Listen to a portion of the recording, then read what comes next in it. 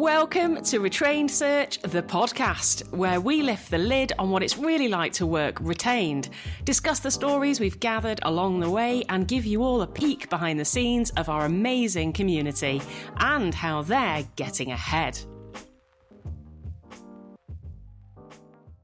Okay. Yes. It has been a lifelong, what would I say? Used to be a massive frustration. Now I don't care, but yeah. See, I'm Been not. called all sorts. I get Joe. I get Jordan a lot. Do you? Yeah, and do you know what? That There are some morons lifelong out there. frustration, but it's not. It's not people calling me Jordan. It's who would even fucking think it's spelt like that? It's like completely illogical. Yeah, it doesn't. Yeah, You don't go, "Hi, Jordan." You go, "Hi, Jordan." So for all those people listening that are tempted to call Jordan, Yeah, and just it's an A. think before you type that second O. Just think, how it sounds. And I know I've got a life of this ahead of me, not just the Jordan. But last night we landed in Manchester Airport on our way home from holiday, and the guy at passport control said, "And is it baby gear?" And I practically watched steam come out of Becca's ears. Uh-oh. Yeah, so we're gonna have a life of that as well. No, it's not gear. How is that spelled? GIA. So I can kind of get that. Yeah, but if you say it out loud, you're like, does that really sound like a name? Yeah, it doesn't really, does it? But I think Ford released a car in the UK in the past called the Gear, and that was spelled GHIA. So, Right. Well, I mean, what can I say? You've brought that on yourself, haven't you? I know. Yeah. What are your I'm kids like, called, Joe? Have your kids Well, called? I've got an Emily, same as you. Oh, have you? Mine's spelt strange though. Mine's with an IE on the end, which she gets really frustrated by. Yeah, no, we've gone bog standard all the way. And then my other daughter's called Beth. So easy. I was going to say bog standard's a weird name. You said we've got Emily, we've got bog standard. Not a grudging if you called your kid bog standard. It'd be great. Come on, BS, let's go. Yeah. And I was going to say thank you for staying up late. I don't quite know what time it is there. No, it's only 6 o'clock. Yeah, it's not. Yeah, we haven't moved yet. I think we move next weekend. So then for a while, it's a bit easier. Yeah, so for another week or so, it's easier, and then it becomes very difficult to call my parents. And you're in Canberra, is it? Yeah. And what happens in Canberra? Well, not very much. So Canberra is a really strange place. I mean, it's not really strange, but obviously it's the capital of Australia.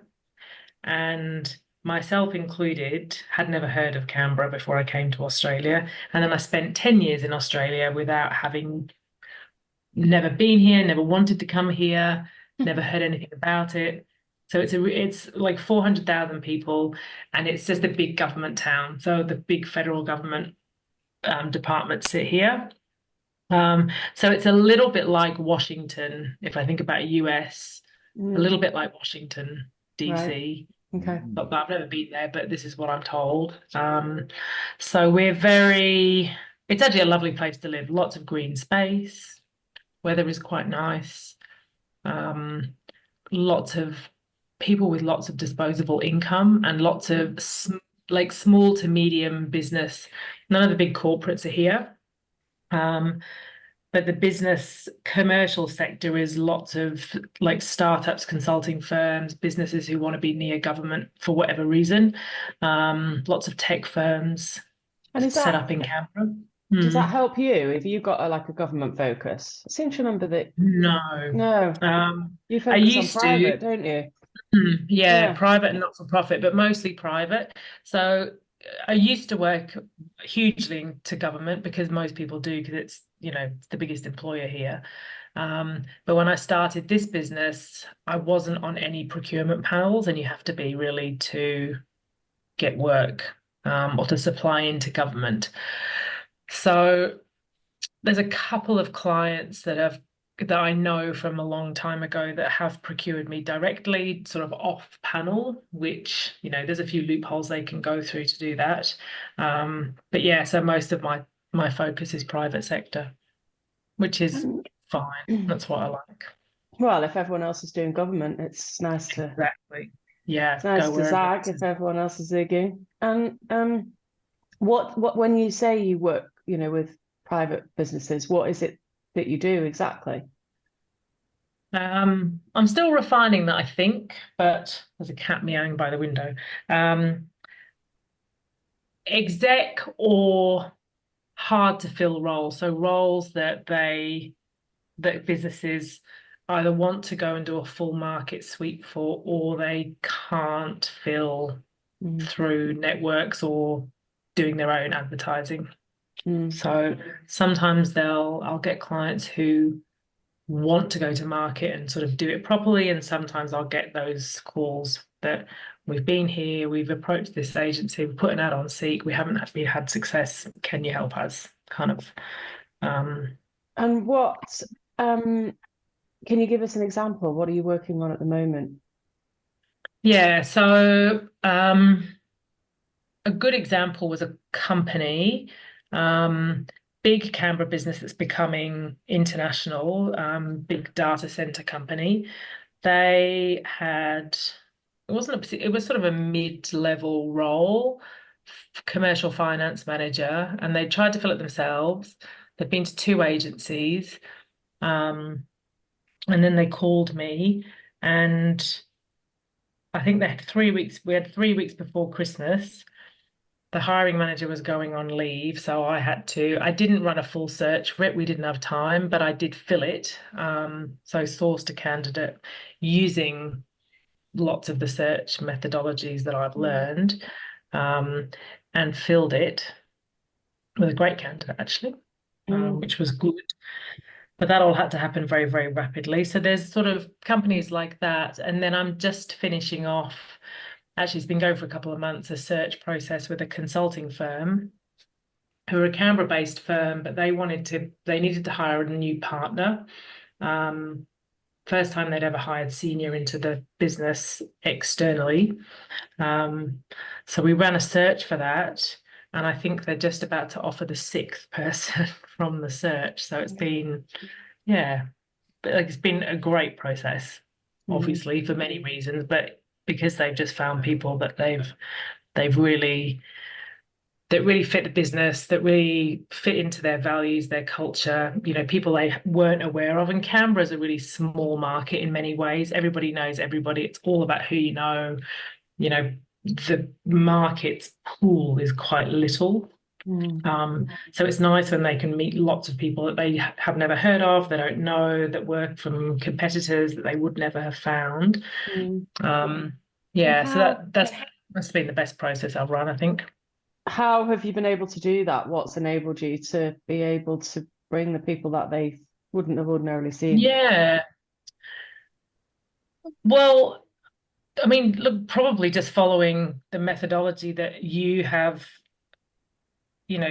taught me. Probably because I have done retained before, but probably I think I probably had sold retainers and then delivered them the same as I would have delivered a contingent process. But I think getting a really good brief, talking them through the process so that we've got timelines agreed, constant steering meetings, has just meant that I've had the time to actually go and do a really good search. And I've done that a couple of times, since joining your community. But it's the difference between having time agreed and then being able to relax and work through a search and then deliver them, a long list. And I think they ended up interviewing, I think, 6 people for the partner role because they couldn't narrow it down anymore. And then they've taken, 2 people from that shortlist, and then there was other people who weren't quite senior enough, but they've taken 4 of them. So it gives me, exactly as you say, it just gives me space to do the work that I need to do so they get the result that they want. Yeah. Oh, good. That's really nice. Yeah. I want to go right back to the start. I want to know how this all came to be, Jo. Yeah. So, do you know what? I I remember when I first kind of started moving into Retained, I had this worry that everyone I encountered was going to be a dick. In like yeah. like we've talked about expensive suits before, and they were going to be really stiff and not much personality. And every person that I ever mentioned to your name to goes, "I love Jo. Isn't Jo great?" Yeah. So I want to know that journey and show people that nice people can do an amazing job at this. So where did it all start, Jo? You mean recruitment or retained? Retained, I think. Yeah. Yeah. I reckon. So I've been running Turning Stones. I think this is 9 months since I like formally set up Turning Stones, and I've been following you guys for, I reckon, probably 6 or so months before that. And I think I just got to a point where, I was running a successful desk, I was making money, I was billing, everything I did was contingent. Apart from the odd retainer that I would sell. But again, I was only ever taught retainers through Hayes when I started working for them as, 20 something years ago. Wasn't ever a big part of their business or mine. But yeah, I'd sell the odd retainer for something more senior. But again, I only really thought it was valid for senior roles. And then the process wasn't really any different. So I think I got to a point where I was just feeling I was very comfortable, I suppose. I was comfortable. I know that's not good for me because then I sort of get a bit complacent with the whole thing. Like, this is easy, just keep going, keep going. Then I was listening to a lot of your podcasts and listening to a lot of your stuff, and I was like, yeah, there is just a better way to do this. I love recruitment. I know that I'm good at it, but there's a better way because this is actually quite boring the way, it wasn't sophisticated. And I was feeling just a bit, yeah, I don't think I can sit here for another 20 years and keep doing this. So I made, I suppose I think I had a fuck it moment, to be honest with you, and then thought, right, I'm just going to go and set up on my own.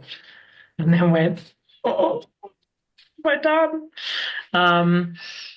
So I finished up with the company that I was with, had a couple of months to actually decide whether that was what I wanted to do. And then I thought, well, I'm going to have to. I don't know how to do anything else. And I tell you what, though, it's ballsy, Jo, right? To not only kind of go up on your own, but I think a lot of people's,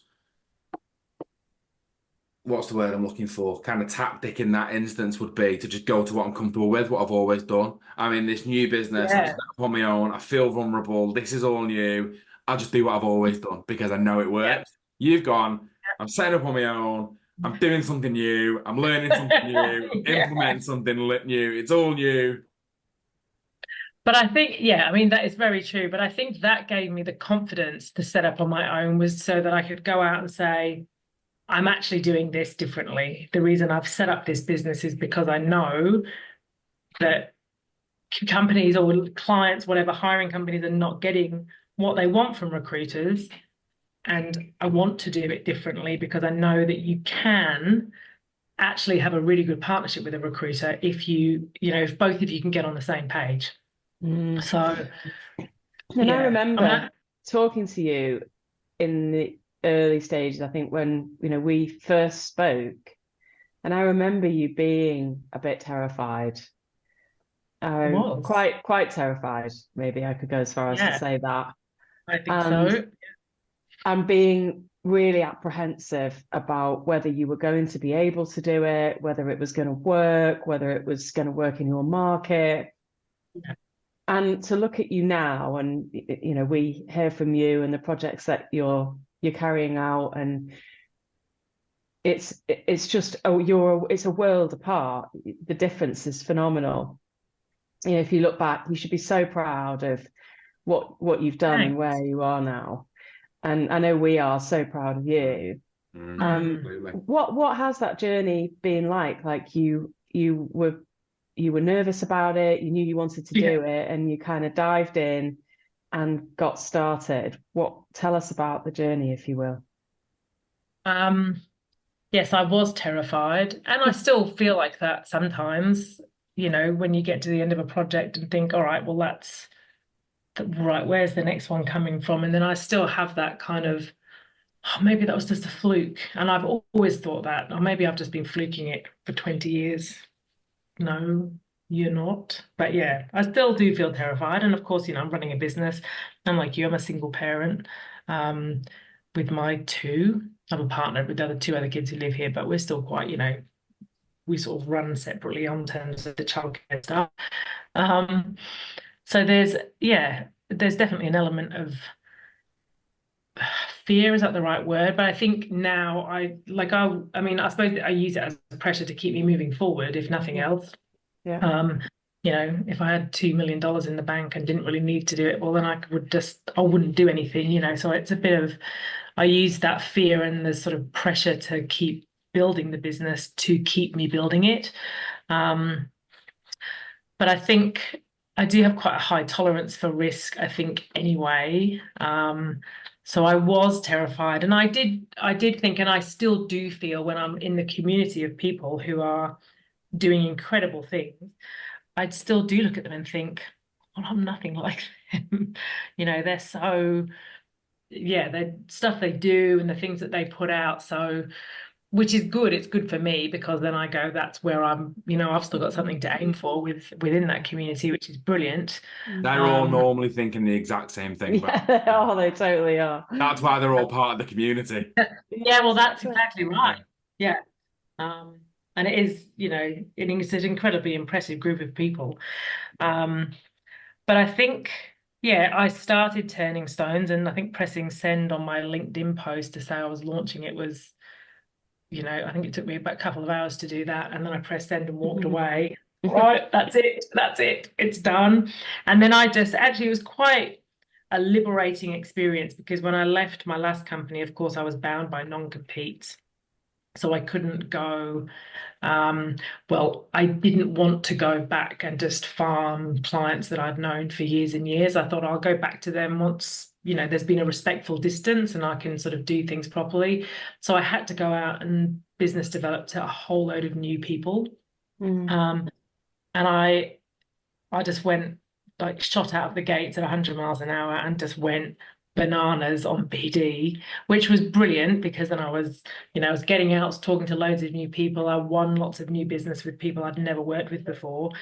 And then I got really, really, really, really busy.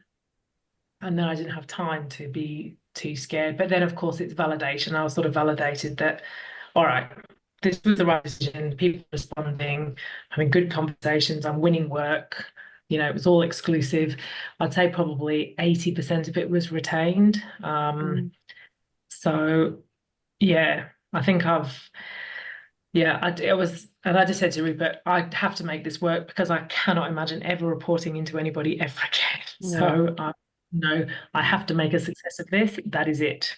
So tell us about the first time that you won a retained piece of work with being Turning Stones.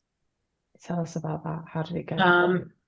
The first piece of work that I won was with a very small finance company, who actually had responded to some of the stuff I'd been putting on LinkedIn. Went out and met with them. And I was in that meeting and I had notes by the side of me. Then I had my pitch deck that was all ready to go. And I think I just was verbatim off the stuff that you taught us to say, like word for word. And then I was ready with all my objections, ready to handle it. And they didn't give me any. They just said, yeah, this sounds great. Let's go. And then, sort of, when you walk out and you think, fuck, that worked. And it's quite a weird experience, isn't it? It's amazing how many times that happens. People come to us and say, so that script you gave me, I just basically used that and it worked. I know it is. Yeah, go figure. Go figure. Yeah. Because you think, well, it'll work for you two because you two sound so great when you say it. But how am I going to say it? But I just, I'd practiced it and I had it verbatim and I just was like, blah, blah, blah, blah. And then at the end they said, yeah, great, let's do it. Amazing. Amazing. I remember you coming to the pitch coaching sessions, and it was good. Like yours was really good. It is really good. We took a bit. We fine tuned it a little bit, didn't we? Yeah. We changed a few bits, and there was some kind of work for you to go. It wasn't like first time bang, like straight away. It wasn't perfect to begin with, but you went away, you fine tuned it, you kept coming back, and that was the thing that I remember about your journey, that you weren't you weren't going to be knocked back by anything. Nothing. You're not getting it right first time was not going to put you off. You just went away, did some work on it, and came back and like, right, how's this? And it just got better and better. And by the end, I was like, just go out there and do it, wasn't I? Like, go now, go, just do that. Just say that to everybody. And yeah, then when I saw your first win in the community, I was like, oh my God, yes, she started, because I knew that as soon as you started winning, like it would just roll on from there. Yeah, it does. It definitely builds confidence, of course, when you go and you do it and you get good, positive feedback.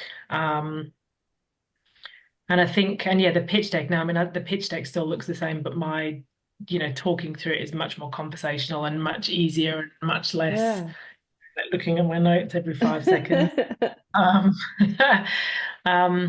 And the objection, I think the objection handling, Jordan just kept saying, yeah, it's really good, but you've got to close the end of it. You've got to close, always be closing. Yeah. So I think I've got that a little bit better. But actually, I mean, in fairness, I haven't had to deal with many objections, which is almost a bit disappointing when you go to an objection handling session. You're like, come on, throw it at me. It's funny, at the end of those objection handling sessions, like, I think I like to think people tend to enjoy them, but sometimes they look like they've seen a bit of a ghost, and they're like white from the end of it. And it's like, I have to say, you do realise you are not going to get 27 objections from a customer. Like, they might give you one, and it's how much is it going to cost me? How much is it? Like it's exactly. Yeah. And I always think like the cleaner, the cleaner the explanation, the more logical the explanation you give them. We call it a pitch, but really it's not. It's just an explanation, isn't it, of what you want to do and why you want to do it in that way. And the more logical that explanation is, the fewer the objections you get, because you're answering them as you're going through the explanation. And it's not, I think, people think recruiters often are just trying to get a massive fee for doing not very much work. But I think once you've shown the process and how you approach something and what you're going to do, they can actually see quite clearly that there actually is value in what you're offering to do for them. And in fairness, in 20 odd years of recruiting, I don't think I ever explained my process to a client. Why wouldn't you? Why would you not explain what you're going to do? It's like, yeah. And it was just get someone over as fast as possible. And that seemed to be the sort of mark of a good recruiter. But you think... I do think sometimes that idea of kind of selling limits our ability to describe it properly. But I suppose what I mean by that is, I went out for dinner last week with some friends of ours in Mallorca, right? And she owns a business, and we're saying how a few months ago she'd had an awful experience, right? She'd recruited someone through an agency, they hadn't taken any references, the guy ended up stealing from them. This had happened before, but they didn't find out. It was a bit of a mess, right? Now, she solved the problem now, but I was just explaining to her, just with no kind of self-gain here at all, just about how it all works, right? And this is potentially the reason why she faced these challenges, and this is what she could do differently next time. And like, it was just like penny drop after penny drop moment. But she was open to listening because I wasn't selling. It was just two friends having a conversation, right? And I think when you can build that tone into the conversation you have, it lands so differently. I think there's like a perpetual challenge in recruitment where, I mean, in my opinion, what we do, is a sales role in that we go out and we find organizations that have a problem that needs solving. And I think, you know, lots of people in recruitment don't want to feel like they're in a sales role. Same as consulting, really. Nobody likes the word BD, nobody likes the word sales. But I think there is a pool of people in every sector who sort of do the dodgy sale or sell something that they don't really think is fit for purpose. It's just about getting the fee, which probably your friend's experience was one of. But I think what I do and what I've sort of done probably better since being part of your community is I'm selling what I can do, but not in a way that I won't take no for an answer, or I'm thinking, well, I can do this. It's probably not really what you want, but I'm going to sell it to you anyway because I want the fee. It's finding out, all right, what's your problem? Yeah. And then maybe I'm not the right person to solve it, and maybe a retained solution isn't right. Maybe we can just do it on a contingent basis. Who knows? But it's solution solving, I suppose, isn't it? It's offering a viable solution that actually is fit for purpose, that you know is going to benefit the person at the other end, not just cost them a fortune and then they go, well, that was not worth it. Thanks for that really shit experience. Yeah so it's sales. I think I've always just thought sales is understanding what the problem is, and if you've got a solution that you know will help the person, well, then it's about letting them know how and why and what it costs and how it's going to work and how it's going to help them, I suppose. So true. And Jo, just in terms of Australia, right? So anyone that's listening in Australia, what have you found taking the solution to new customers, old customers, to market? Is there a need for it? Is it happening a lot? Huge need for it, I think. I've never recruited in the UK. My recruitment career started here, when I finished backpacking and having a great old time. But I worked for Hayes, where it was pretty much all Brits who'd come over from the UK recruitment market. And I think the recruitment market here it's not as saturated as it is in the UK and Europe, certainly. And it's a lot newer. I think it's probably only, I don't know, 20, 30 years old here. There was no Australians working in recruitment when I started. So the market here is much newer. But yeah, I think there's definitely a need for it, no question. And I think like any service delivery sector, there's always someone who's willing to drop their fees. There's always someone who's willing to do it cheaper. So it's sort of like a race to the bottom often with big recruitment companies or recruitment firms that do contingent, because of course it usually is a race. You're usually competing against each other. And often it's then on price, or it's on who gets the CVs over quick enough. So I think there's just a general need to professionalize the sector. And I think recruitment could certainly fall into professional services as a sector, like consulting or, legal, whatever it is, because we are solving a problem, actually a really critical problem that companies have, which is people. And if you get that wrong, the cost of it is huge. So when you say there is a real need for it, where is that need? Like what are the symptoms that you see that? I think there's a need because, again, 99%, I'd say. I mean, there are some firms in Australia who are doing exceptional work, really, really good work, but there's probably still more who are doing that old school contingent recruitment, hiring low cost consultants. And some companies will train them really, really well, but some won't. And it's that sort of perpetual cycle. And then good people leave recruitment because they just think, this is, absolutely rubbish as an industry. What am I doing? I'm working really hard. Then things fall over. Clients get frustrated. So I think, there's still that level of frustration between hiring companies and recruitment agencies. broadly where we're not seen as a value add, we're seen as a I've got to go and call a bloody recruiter because we haven't got time to do this ourselves, or we've put an ad up and it hasn't worked. So, ring 3 people, see what we can get. So there's still that same, and I think the recruitment industry is, we probably could help ourselves a little bit more if everybody lifted up. But as I say, there's always going to be someone who's willing to, drop their pants or do it cheaply, faster. Like in every sector. It's not just recruitment, it's everywhere. But yeah. But that's So good I think for us though, right? Because we can go and solve those problems. Absolutely. Absolutely is. There's 100%. There's definitely a need to then go in and say, well, there is a different way to do this. And this is what it looks like. Yeah. Were you a little surprised, Jo? Because I know you said you were a little scared at the beginning, right? Were you? Bit. Have you been surprised at how possible it is? And listen, you've done very, very well. I'm not taking anything away from the hard work and your skills. But I remember when I went on this journey, right, back in kind of 2018, 19, thinking it was going to be a lot harder than it actually was once I had the knowledge and the confidence. Yep. Yes, I agree.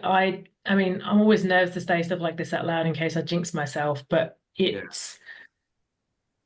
think, the whole process from the diagnostic process and really digging deep to find the problems and then delivering and getting, feedback from clients and working with clients and them saying, this has been a great process. This has been, this has been fabulous. It does feel easier, and it feels easier than to go and have that same conversation, ask for referrals. But I did think it was going to be probably a bigger leap. And there has been some learnings, definitely. But easy, I hate to use that word. Like I say, I'm scared I'm going to jinx myself. I say, piece of cake. But yes, I think it's just process, right? The whole process flows. I suppose easy is probably the wrong word, and that was a mistake. But I know what you mean. It's achievable, right? Achievable, yes. It is absolutely achievable. Yeah. So what would you say to someone listening to this that's maybe, dare I say it, working for a firm and thinking about setting up on their own? Somebody who maybe has dabbled in a bit of retain, but like you, maybe making it up as they go along, as most people do, or not really doing anything differently. The same sort of person that's working contingently and knows that there is a better way, starting to listen to this kind of stuff. What would you say to someone kind of tentatively starting to think, oh, that sounds better? Well, I'd say in terms of like going out and setting up on your own, you just got to do that when you're ready to do it. I think it is a big leap of faith, and you do have to kind of think, if it all goes wrong, what will I do? And I just said to myself, if it all goes wrong, I'll just go and get a job like that. It doesn't matter what, but I'll have to just try it. But I know not like I say, I've got quite a high tolerance for risk, but not everybody does. So I think you've just got to be, it's got to be the right thing for you to do. But if you are going to do it, I would 100% say to join a community like this one will give you business setup for a start, like all the proposals, the terms and all that sort of stuff is worth it. Just that covers probably the cost of even doing this program. But I think just having the community and having someone to ring up and say, I've got this thing and I don't really know what to do with it, or I've got this problem and I don't know what to do, or this client's proposed something to me and I don't really know how to price it, how to do anything with it. That is so important, because if you're doing it on your own, if I was doing it on my own, I would have just gone back to doing stuff the only way that I know how to do it, which would have just been going, I'll just do stuff contingent. Fine. So I think if you're, to anybody who's thinking, God, there has to be a better way, surely, or is thinking about going out on your own, particularly if you're going out on your own, joining a community like this where, you know, I have had to feel so, what's the right way? My grammar's going to go all wobbly here, but I've had to fill far fewer roles and work on far fewer roles than I had to running a desk for someone else to earn more money than I was doing running a desk for someone else. So the retained model and doing it properly just gives you, you know, security that you've got cash flow. You can forecast much more easily, and you've actually got time to do the process. So there's time to do the process. And of course, if you're doing it on your own, you've got to do everything, the invoicing, you know, your LinkedIn post, all like everything. So you need to have time. So making sure you're getting paid for that is, yeah, it's a game changer. I don't reckon it's sustainable if you were just doing contingent. It's be way too stressful, way too stressful. Well done, Jo. Yeah. So what would I say? Just yes. Yeah, come and do your course. Oh. That would, yeah, don't hesitate, because and it will pay for itself. You know, the financial investment is so, what's the word? Like the return on it is huge. I mean, I think I'd covered the cost of it in month 1. You know, check, and then everything else is, you know. Thanks, Jo. That's good. It's so nice to see your journey, and as you know, you're surrounded by other people on their journeys and sharing their their lessons learned along the way. We love having you as part of the community and imparting your knowledge and experience amongst the people that are coming on the journey behind you. And we're really grateful for you spending time with us today to share that story a bit wider, so that people who are like you were, how long ago was that now? A couple of years ago? 18 months? What, when I first joined you? Not even that. No, it would have been just over a year. Just over a year, there you go. Yeah. So I think I joined, I did most of the course while I was still working out if I was actually brave enough to go out on my own. And that just gave me, I think, all right, I can do this. This is how I'm going to pitch myself. This is where I'm going to put myself. And I've got, this support network behind me, so I can do it. So, yeah. And now that stone has turned. Yeah, that stone has turned. That stone. And we're so excited to see what's next for you, because there's each time the projects are different. You're starting to get more interesting, more strategic, more complex pieces of work, and that will just continue. Yeah. Hopefully, yeah. I mean, I'm open to conversations about any pieces of work. And if I think, a client actually on that government client who I had worked with loads before, he rang me and just said, I just need some help with some stuff. How can I procure you? You tell me. I can take payments however you want. So we did. So yeah, I've just done a piece of work for him, which actually was supporting him with not search. So they'd done that bit, but they just couldn't process the application. So